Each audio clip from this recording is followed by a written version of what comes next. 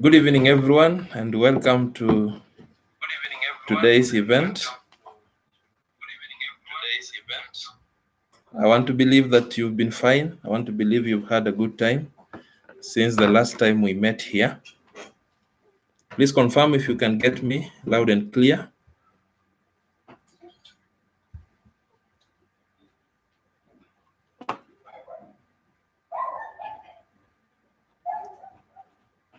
Thank you so much for joining me tonight as we spend some few minutes reflecting on realities of life.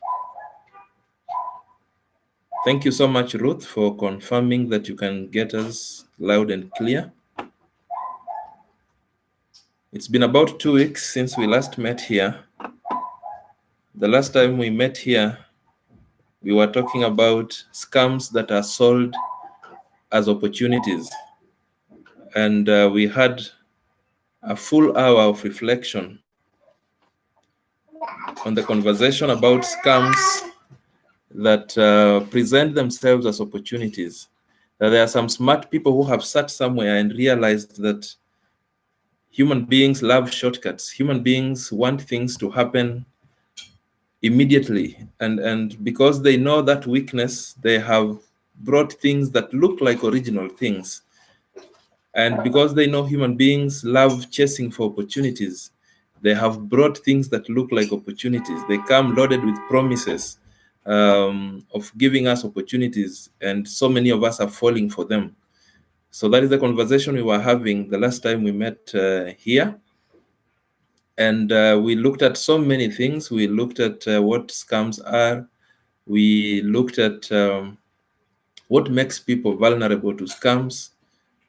We looked at how to tell scams from the real deals, and we looked at how to prevent, how to avoid being on the path of scamming. And so I got a lot of feedback from, rather in my inbox, and a lot of people are asking, we've been talking about debt from the perspective of things that could get you into danger, from the perspective of how you can find yourself trapped in debt. But we have not for a long time reflected on, if you choose to go into debt, which is this best way to do it? And that is why I put up this conversation, so that we can spend a few minutes reflecting on some of the blunders that people make as they get into debt. For those of us who joined in the month of July, when we were examining breaking free from the trap of debt, I mentioned the causes or the things that drive people, that push people into the trap of debt. And one of the things that I mentioned is blunders that people make in the process of borrowing. The first reason that pushes people into the trap of debt, we mentioned, was poor stewardship of resources. And after poor stewardship of resources, we mentioned that there is also limiting money mentalities. And then we mentioned the third reason as borrowing blunders, that you can have the right mindset, you can have a very beautiful reason for borrowing. But again, if you make certain blunders, you could still find yourself trapped in debt. Now, in the coming couple of weeks, the next time we meet here, we have a conversation that we need to make that will conclude this particular conversation. And I will be letting you in on a conversation that I call purpose-driven borrowing. If you've followed me for a while, you must have heard me mention that so many people do what I call ability-driven borrowing. So many people borrow because they qualify, not because they need to. They borrow because a lender has told them that they can qualify for amount X. They borrow because there is a willing lender.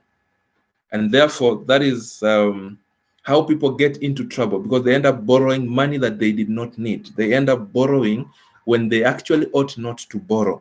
And that's how I developed the conversation that I call purpose-driven borrowing, so that then we can learn the ideal borrowing process that helps you minimize risks of getting your fingers burned in future. So tonight we're here to look at costly borrowing blunders, mistakes that we make that can get us into trouble in future.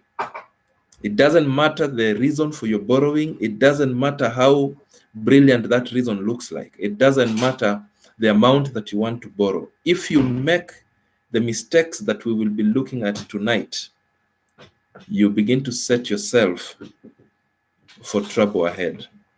As I mentioned before, to be forewarned is to be forearmed.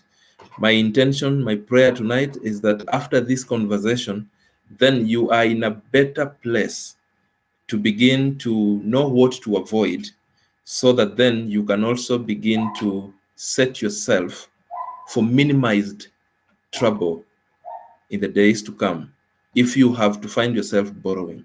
Because the truth about debt is that it is here to stay.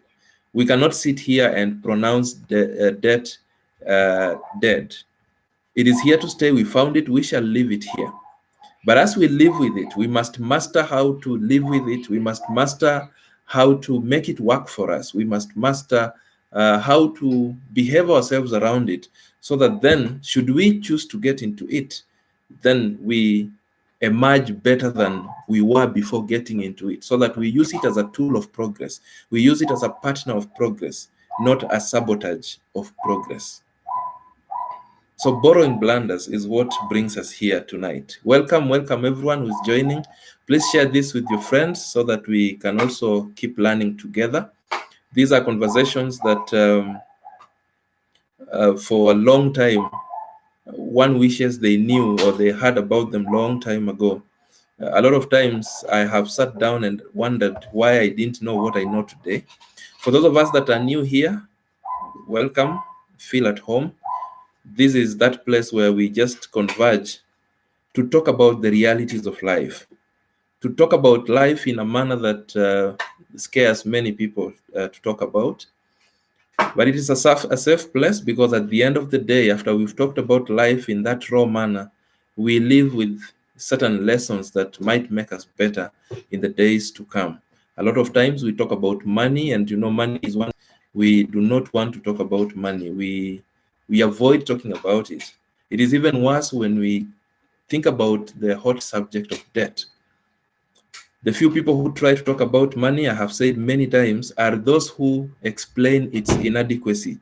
You've heard so many people say hakuna pesa. Our tongues have been cultured to find it so easy to pronounce that hakuna pesa, even when we have money. And I have found a lot of with that. Sometimes I have argued that maybe that is why money avoids us. Use on money is vocabulary that negates what we wish to have. Then we are also confusing money. For a second, I challenge people to imagine that you are the person who needs to be in a relationship with this other person who keeps denying you even when you are with them. Will you be comfortable staying with such people? And so maybe we need to change our vocabulary around money. Maybe money runs from us because of the words we use around it. I'm still dreaming for that day when I will meet you on the streets and you tell me, leo kuna pesa. Well, I don't know what scares us, but for reasons known to ourselves, we keep denying presence of money around us, even when we have the money.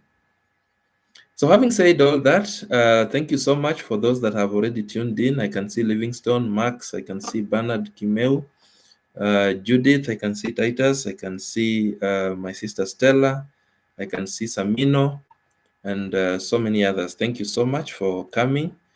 And we now begin to dive deep into the conversation of tonight. Costly borrowing blunders. I took a moment to look at how people behave around debt, how people conduct themselves around debt. And the big question was, what is it that makes people begin to look at debt like this big monster? I remember last week I was invited in another webinar, and we began by the person doing the introduction was defining debt as a monster. And that is the view of so many people, that this thing is a monster. So what is it that makes us find ourselves in a place where we have every right to define debt as a monster? The reality is that the monster is not even debt. The monster is that animal I call the trap of debt. Now, given that blunders are one of the causes that will push us into the trap of debt, then it is only fair that we reflect about it. It's only fair that we talk about these blunders so that we know what to avoid. So I came up with a set of 3 blunders that will push you into the trap of debt. And the first set of blunders is what I call blunders before borrowing. And then we have blunders during borrowing. Then we have blunders after borrowing, right? It doesn't matter at what stage you will blunder. You could play safe in the beginning, in the middle, and still blunder after the money has been given to you. You can also blunder from the onset, from the beginning. So allow me, I hope you have your pen and paper or your mind sharp and ready for this.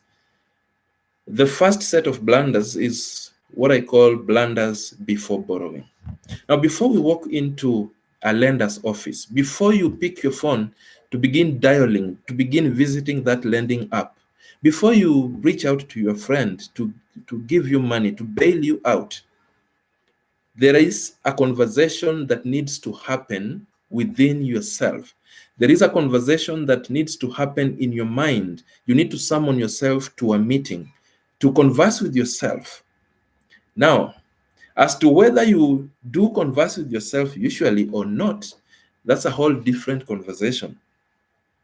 But there are blunders people make before they approach the lender, before they begin to dial the buttons of their phone or to swipe the screens of their phones. And these blunders begin to get tricky.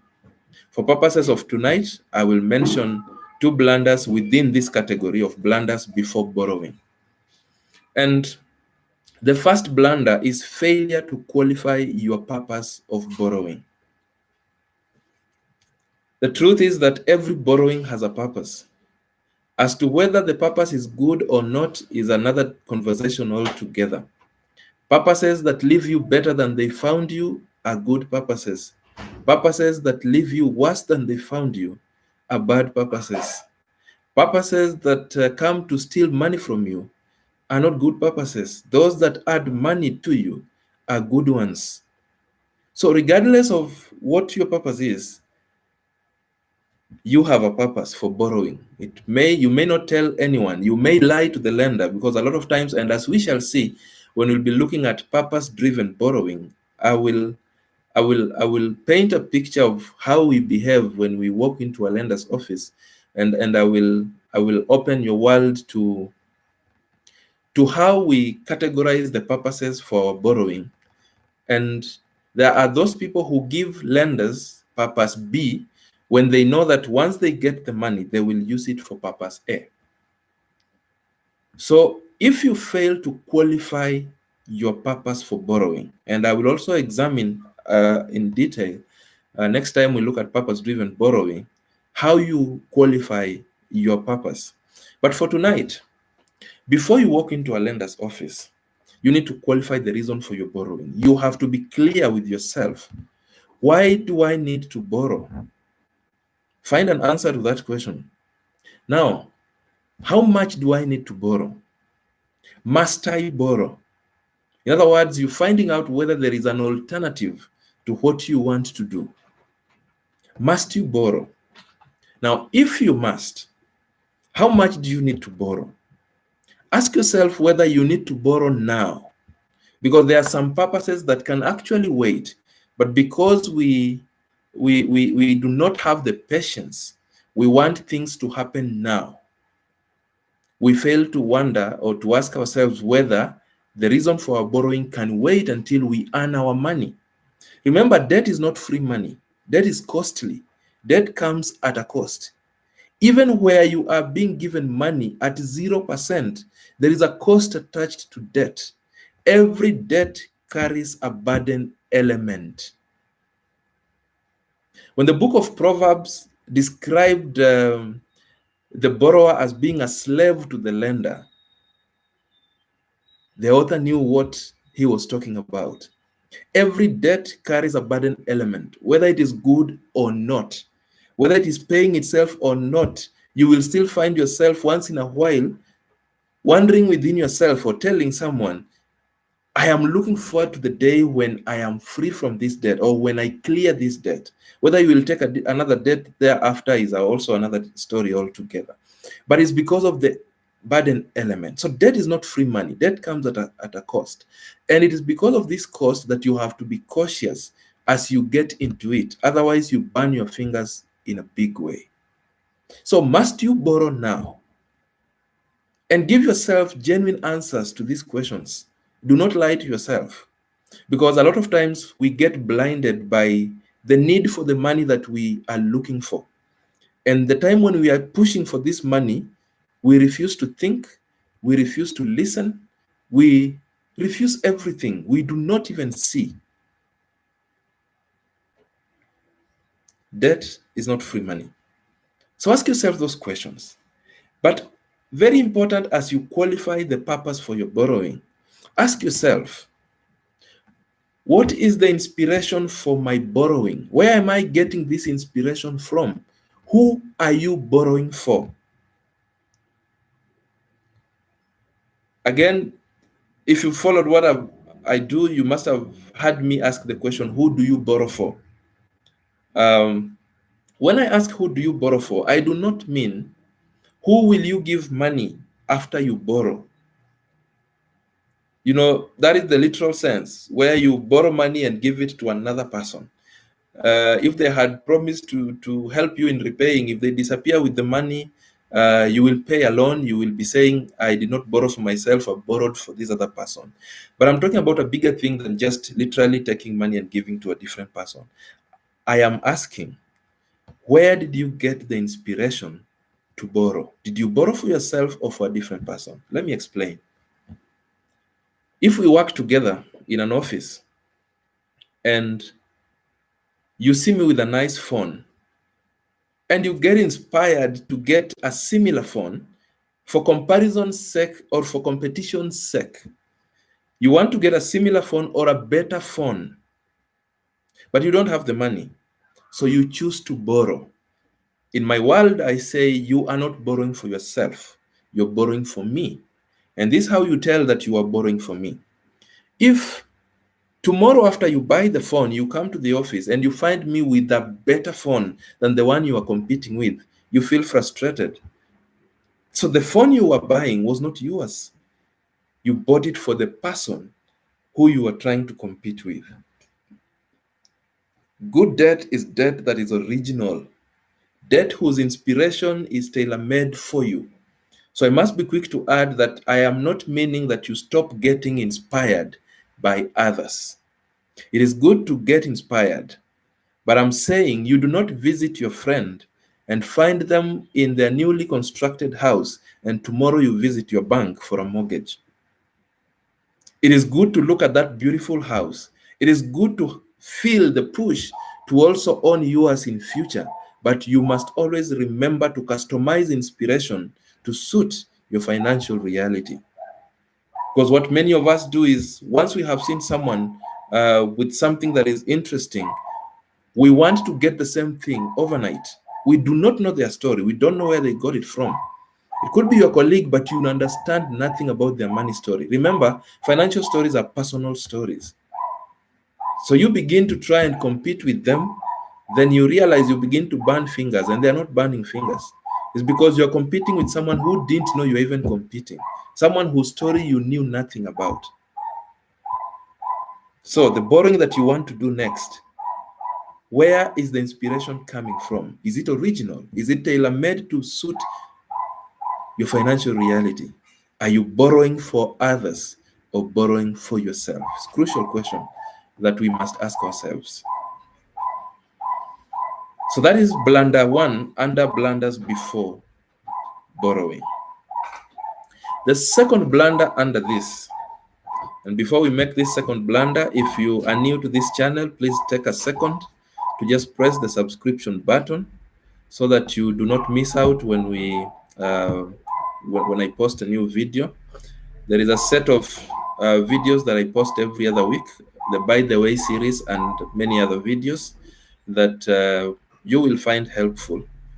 The By the Way series are videos that I create to give you that by the way moment, for you to just listen in and say, by the way, I never thought about it this way.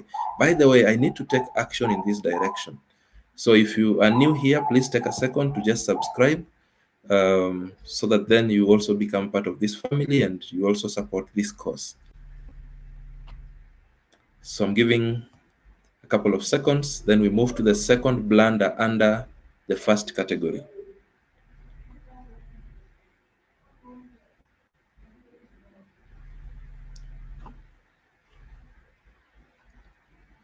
In the meantime, I've seen Joyce, I've seen Ivy, I've seen Esther. Karibu sana. All right, so we progress. The second blunder under this first category is failure to consider the impact of the proposed borrowing on your budget. Now, this one, very few people consider. Very few people think about where the new debt will leave them. Now, this is what I mean when I say you need to consider the impact of the proposed borrowing. You have been earning, say, 50,000 bob every month, but you've been spending coin to coin. That means you rarely save. The 50K is just enough to carry you from end month to end month. Now, when I say 50K, if yours is below 50, don't think this cannot affect you. If yours is above 50, don't think this can affect you. Put your figure and substitute it with the 50K I'm mentioning here.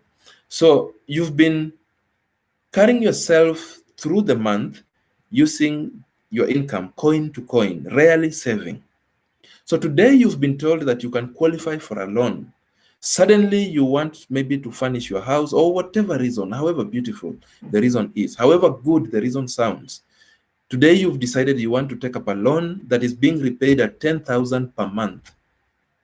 It is crucial you ask yourself, and very few people ask this question: what was the 10,000 that I will use to pay this debt doing in my budget before I take this debt? You know, many people at the point of taking debt looks like free money. It's like a gift. So many people are carried away by the emotions, the excitement of getting some huge amount of money. In the process of borrowing, very few people remember that they are getting themselves into debt. And so they will do it so hurriedly. Very many people remember it was debt they got themselves into when the first installment is deducted. That's when reality sinks, that this was not free money, that this was debt. So many people will rush into borrowing, take that loan that is deducted at 10,000 per month. Then when deductions are loaded, 10,000 is gone. You've been using the 50K coin to coin. Now you have 40,000. That means your monthly budget has been pegged at 50,000. Now you have a real income of 40,000. So how do you run the month? That is the time many people realize that the 10,000 they've committed to debt payment is what they used to use for rent payment. So after you have arranged your spending, you realize that the landlord's money is falling short of 10,000. So what do you do? And this is why it is a blunder. This is why it is dangerous.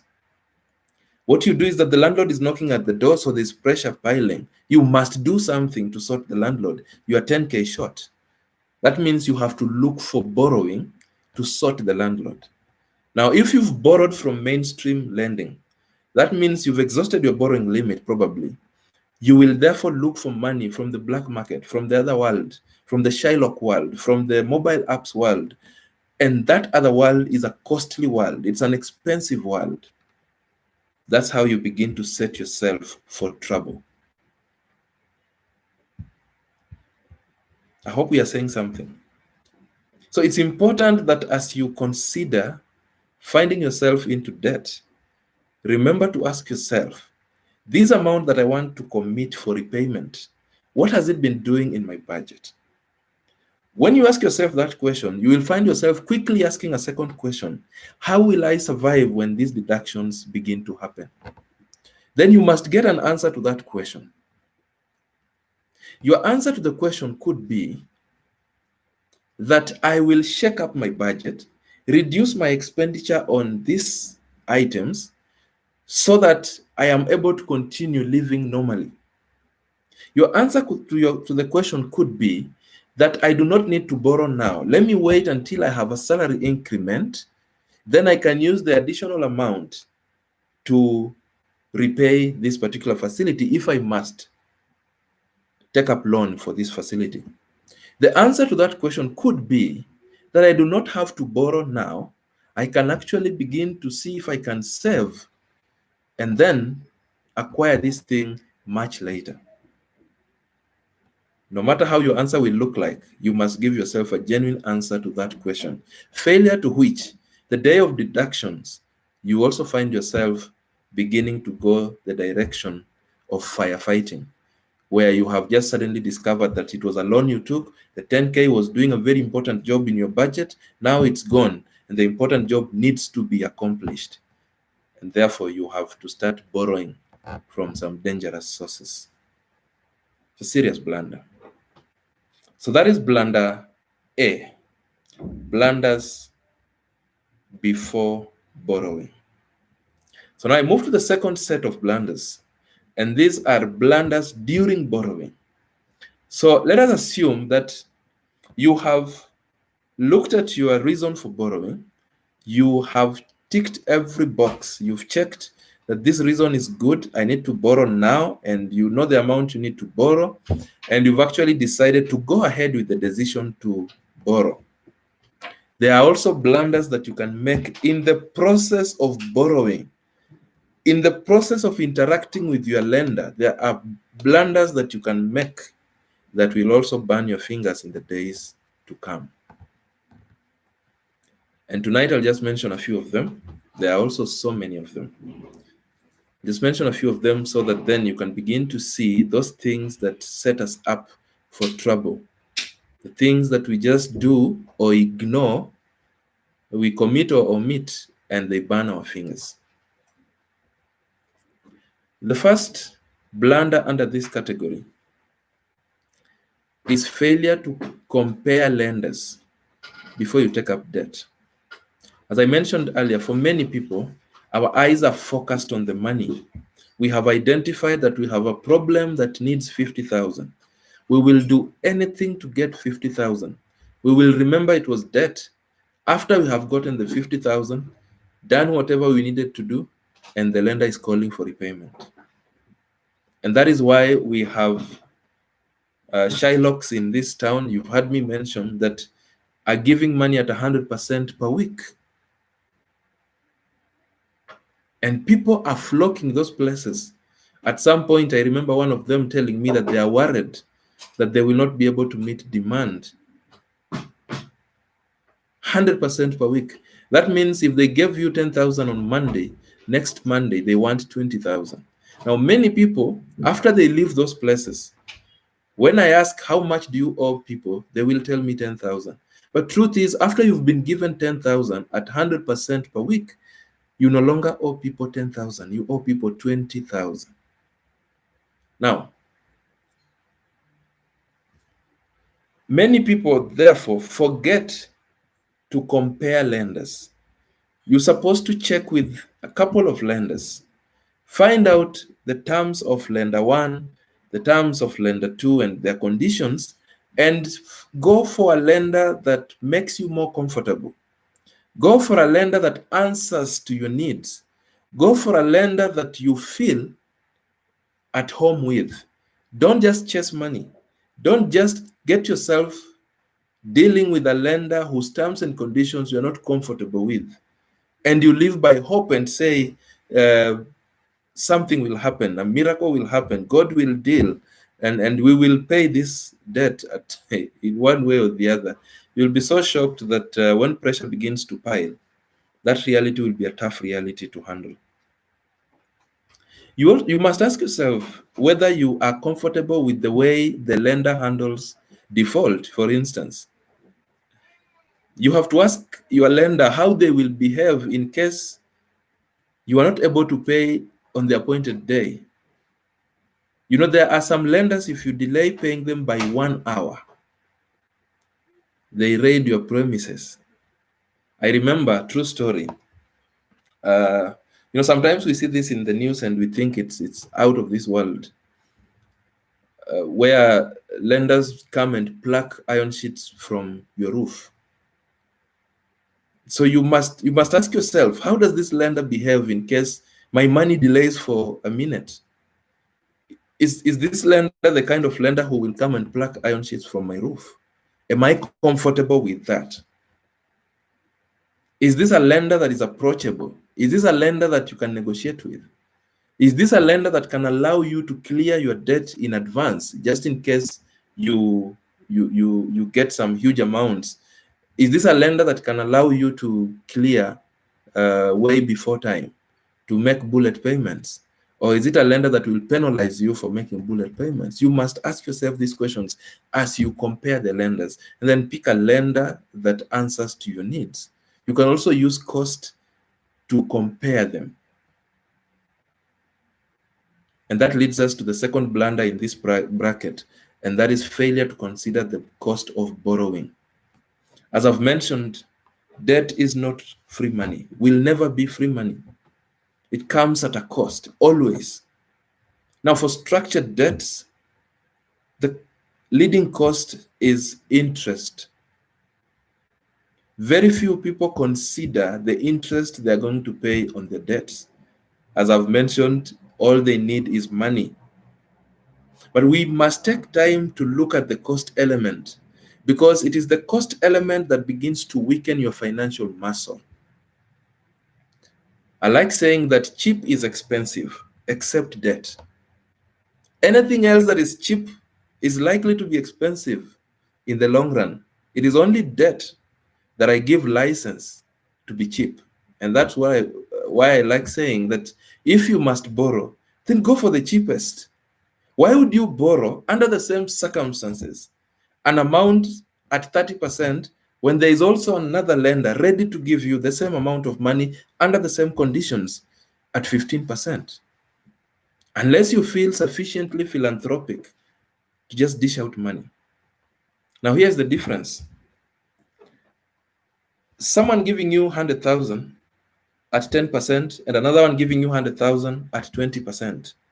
At the end of the day, the 20% guy wants 20,000 on top of their 100,000. The other guy wants 10,000 on top of their 100,000. Your income is your pot. One of these guys is coming to dent your pot by 20,000. Another one is coming to dent your pot by 10,000. Why would you, with all logic, go for the guy of 20% if their other conditions are the same? Cheap is expensive except debt. Always go for the cheapest as much as it is practically possible. Yes, we must consider the cost of borrowing. It is that cost that eats into our money. It is that cost that begins to make the situation difficult for us. It is that cost that makes someone who is borrowing for a very good reason find themselves in trouble. I have encountered someone who had borrowed to complete payment for a piece of land that he had acquired. You know, in the average standards, acquiring a piece of land sounds like a very beautiful idea. In fact, this person, in the context of the world we live in today, will have a big voice when people are discussing matters of national importance. He has a voice to say, I acquired a piece of land in place X. But this is what happened.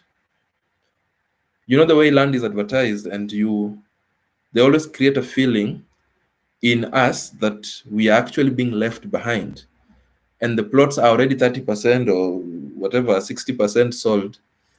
That is the first day they're putting up the the banner, the poster, and 60% is already sold. So you want to feel like you're being left behind. And there is this announcement of a highway coming to pass by, and there is this other university coming to set up base, and there is this promise that this land will have tripled in value after 1 year or 2 years. So my guy here got carried away by those words. He had some savings. This is someone who was living a good financial life. So someone who used to save every other day, someone who was focused. So he found a good deal acquiring a piece of land. He drew all his savings, paid the deposit. It was actually more than the deposit they needed, but there was a difference of 100,000 shillings, and time was running out. In a bid to firefight and safeguard the newly acquired plot or complete the acquisition process, he was short of borrowing options, and he found himself borrowing from a Shylock at 20% per month. You see, someone tells you, or rather something tells you at that point that some miracle will happen, and this is going to be a one-off payment. That time you forget that you only have one salary that is not even enough to pay 120,000 in 1 month. But during that time, you are carried away by the fact that you are acquiring a piece of land, which is a beautiful idea in the eyes of the majority. What he didn't know is that he was setting himself up for trouble, and that is how his challenges financially began. By the time we met, and this is a story we've shared in so many places because he's allowed me to use his example to just shed light on this whole conversation. By the time we met, because 30 days ended and the lender wants their money, that's the time he realizes that he needs to pay using his salary. The salary is so little it cannot pay the whole amount. So the guy begs the lender to allow him to pay interest alone. That is 20,000 gone. Month 1. Month 2, when 20,000 goes, he realizes that his remaining amount cannot carry him from end month to end month. So he has to go for another debt to bridge between end month to the next end month. So 20,000 is gone, but his 100,000 debt still solid. He goes to borrow another 20,000 from another place that is costly to perhaps pay the landlord and perhaps buy food for his family. Month 2 comes, and you and I know how fast time moves when you have borrowed. You've heard me say that if you ever want your calendar to move fast, just get into reckless debt. You'll be so shocked how time flies. So pay dates started coming fast and furious, fast and furious. So 20,000, 20,000, every time he has to borrow from a different place. And the other different place you borrow 20,000 at 10% or 20%, you're paying back 22, 24,000. Like that, like that. Before he knew it, trouble had set in. All his income was not even sufficient to pay the interest requirement of the money he was borrowing. By the time we met, his borrowing portfolio had hit 2 million shillings. And in my debt trainings, I have a formula I used to demonstrate to you that you can actually be indebted to people to tunes of millions when you've never touched a million, when you've never seen a million with your eyes. My guy started with 100,000, but his debt situation had gone worse by the day, that over time he was owing people 2 million. He had struggled selling that piece of land. Remember, there was a promise that in the next 1 year, this value of this land will have tripled. My guy tried to sell that piece of land. The offers he was getting were ridiculous. Now, let's even assume he got the buyer for the land. The trouble is, the market value of the land at the time of our conversation was lower than what his debt position was looking like.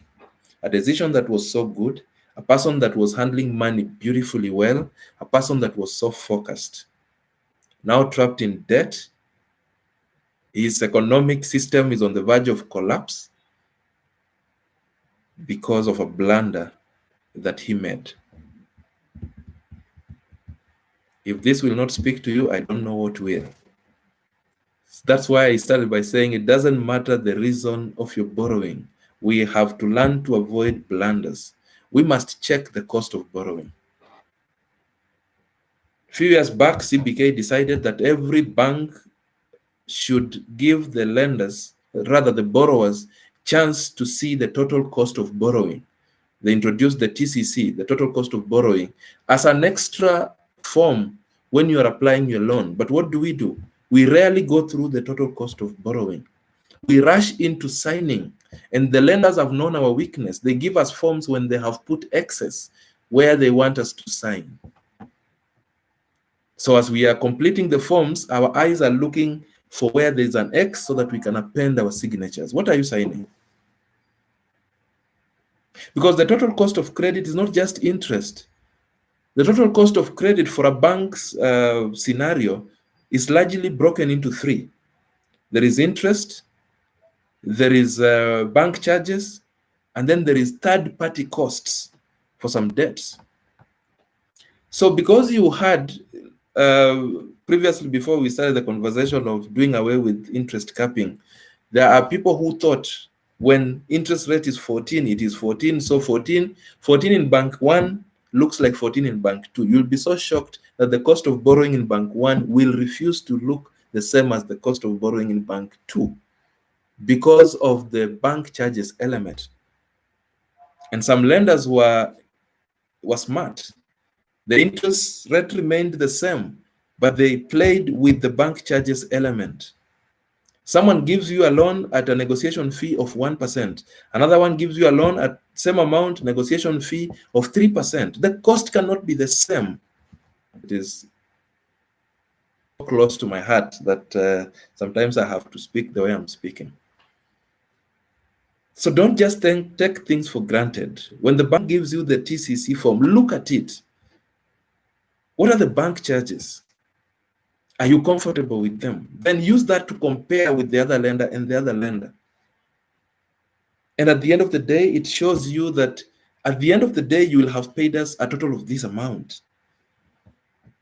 Then later on, when deductions start, that's when you start crying and telling your lenders that you never knew they were charging you what they were charging. When you refer back to the contract you signed and they had actually told you that they do that. You have to be cautious. Another blunder in this category of blunders is failure to abide by your ability for borrowing. You go to a lender and they tell you that you can only qualify for 200,000 bob, but you begin arguing with them. You begin trying to make them give you a bigger amount just because your eyes were fixed on 500,000.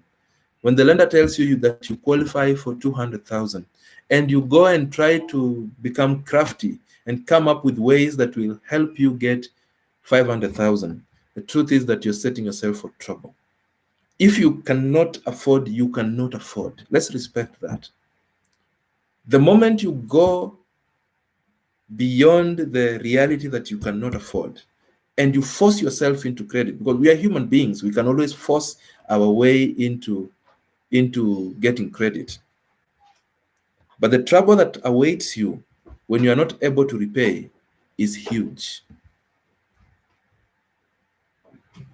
So failure to acknowledge your ability to repay debt is a big blunder, and it will cost you big time in the days to come. Another blunder here is also failure to consider the terms of repayment. You know very well that you receive your money monthly or maybe once after 2 months, but someone gives you money and they tell you that I want my money back next week Friday. But because your eyes are looking at the money, you accept. You actually promise to give them even before Friday when you have no clue where the money will come from. Let's stop lying to ourselves. We have to be real. Conversations of money are logical conversations. So when you agree to a contract of weekly payment, you know that your money is a monthly Your cycle for income is a cycle. Then there's a problem. There is a big problem.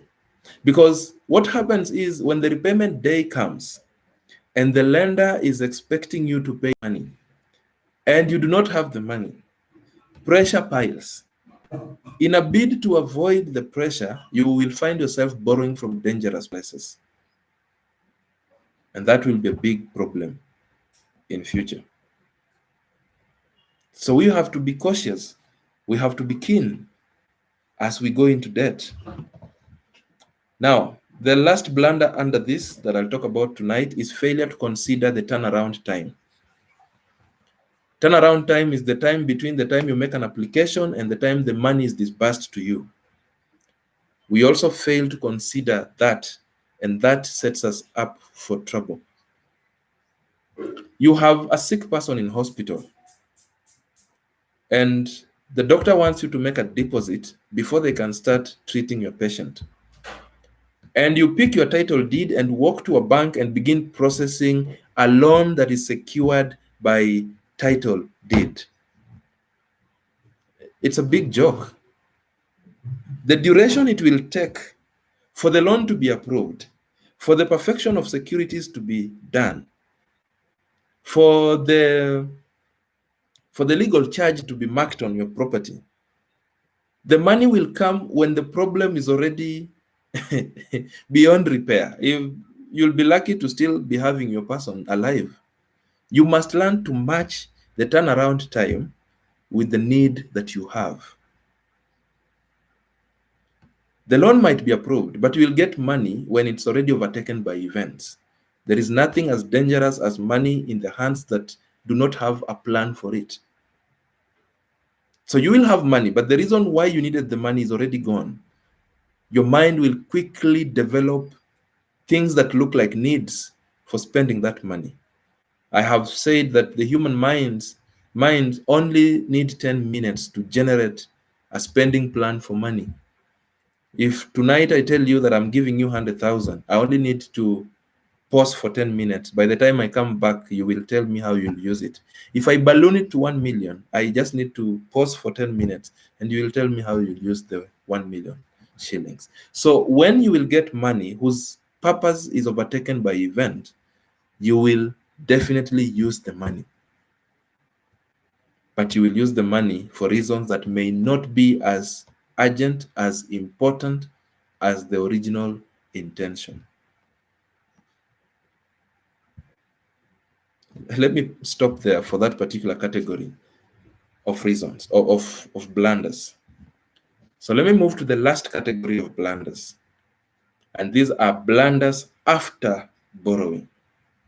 So you have successfully gone through the paperwork and you've been successful in your application, and the lender has said that we agree to give you the amount that you have borrowed. And the lender has actually disbursed the money into your account. You have received the money. There are still blunders that you can make that will also set you for trouble. Tonight, I'll talk about two. The first blunder here is diversion of borrowed funds.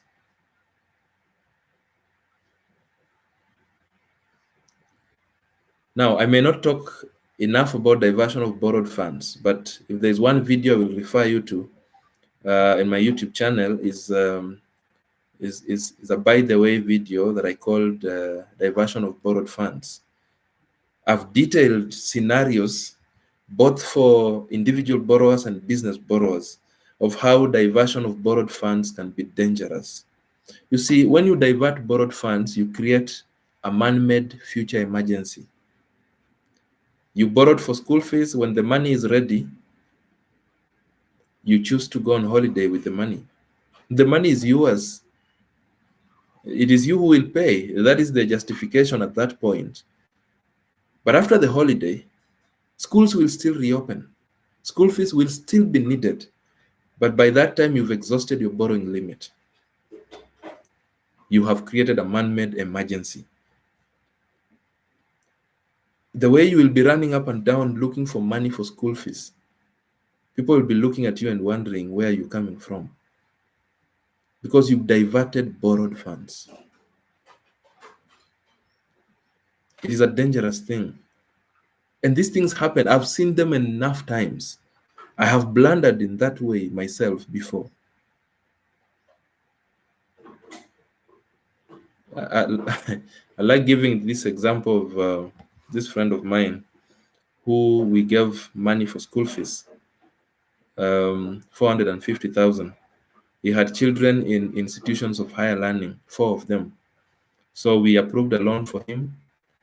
The first day he withdrew 100,000. As he was leaving the bank, I called him and asked him what he was going to do with the money. He looked at me and told me, "Young man, this is my money. Mind your own business." I actually regretted why I poked my nose into his business. From a banking perspective, once you have qualified for credit and we've given you credit, then we don't follow you up to see what happens with the money. We don't actually ask you whether you're going to spend the money as planned. The only time we try to ask is if it's a business facility. So he shut me up and I let him go. What he did is that he crossed the street after the bank and lodged in the hotel overlooking the bank. He made calls to his friends. He summoned them to town to come and witness how powerful he had suddenly become. And indeed, he was powerful. Akachafua meza sawa sawa. The following morning, he walked into the bank, smelling of heavy alcohol, this time round wearing those lodging slippers, the blue and the red slippers. I think we are serious thieves, that the lodging guys can give us blue and red, but are not convinced that we cannot steal, and they go ahead and notch the slippers. So he came to my desk and I asked him, "I hope you paid for whoever you wanted to pay for yesterday." And he gave me a story that he called his friends, he entertained them, and when he got drunk, they pickpocketed the balance. So 100,000 gone, day one. After narrating the story, he walks back to the counter, withdraws another 100,000. As he's passing by, I also call him for strange reasons. I don't know why I don't know. But I guess I was just living in my element. So I asked him, "I hope you learned your lesson. You're going to pay." He looked at me again and reminded me, "Young man, this is my money. Mind your own business." So I minded my business. So he went again and did the same thing. And all this time, he's not going back home. So the spouse learns, gets worried. The guy is not coming back home. She knew money was coming for school fees. So she runs up and down. Then she learns that the guy is lodging in Hotel X in town. So she goes to the chief in the rural setting. The chief has a voice in some matters. The chief writes a letter and gives a few askaris to accompany her.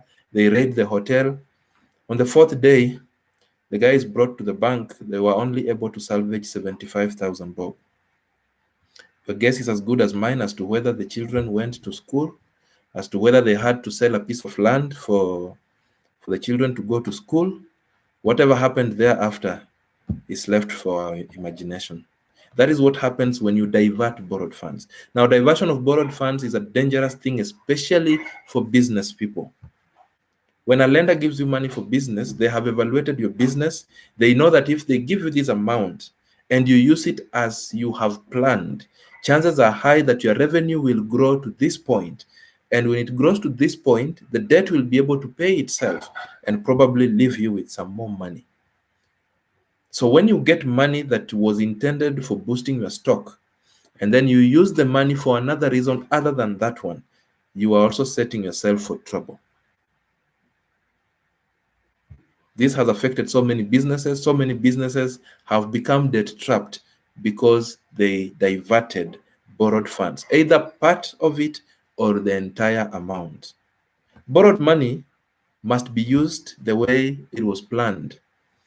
That is not the time for you to start remembering that you did not complete your bride price payment. That is not the time for you to remember that your car needs to be fixed. Trouble is awaiting you. The last blunder under this category is failure to honor your repayment part of the bargain. The process of borrowing does not stop when you receive the money. The process of borrowing stops when you pay the last coin. Now, there are people who refuse to pay. It is different when your situation has changed. Say you've lost your job or your business has collapsed, it's a different story. But there are people who have the ability, but they refuse to pay.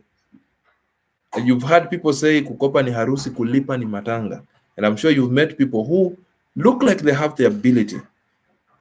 You know, back in the day, while still serving at the bank, during the time I served in the debt collection department, I remember we used to get to some defaulters who look you in the face and tell you, do your worst.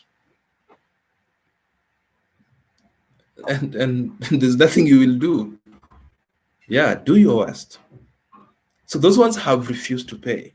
How is it a blunder that will mess you up? You know, with the advent of CRB and adverse listings, you will be listed adversely. A day is going to come when you truly need help financially, but you will not be able to access. A day is going to come when you have every chance to get a certain job, and this thing messes you up. I've met people who've been messed up by it. I've met people who refused to pay when they had ability to pay. Now, business has secured a certain deal. They need money, but they cannot access money, and they lose the deal. Let's avoid these blunders because they're costly. Good people, I wish I would say more, but we do not have a lot of time. Our 1 hour is fast coming to an end. It is my sincere prayer that you have picked something that will take you to the next level. It is my sincere prayer that next time you choose to take up debt, you will do it in a wiser way, in a better way. Please make sure you subscribe if you have not subscribed, so that then we can continue learning together. Share this with your friends. I will put a copy of it on this channel so that you can come back and listen in to what you may have missed, so that you can also invite someone else to listen in, so that we keep learning together. Feel free to inbox for any other question that you might have. Those of you that have not interacted with my books, feel free to inbox for them, and especially for what we've talked about. Breaking Free from the Trap of Debt is a book that will be beneficial to you. Debt is Good Only If You Master It is a book that will be beneficial to you. I want to wish you all the best. Thank you so much for tuning in. We will be back here to look at purpose-driven borrowing, where I will walk you through the steps for borrowing that will not leave you burning your fingers. That if you must borrow, I will give you the detailed step-by-step that you need to take yourself through, so that you do not borrow and regret later if you must borrow. Thank you so much. May God bless you so much. Until we meet again, it is bye for now.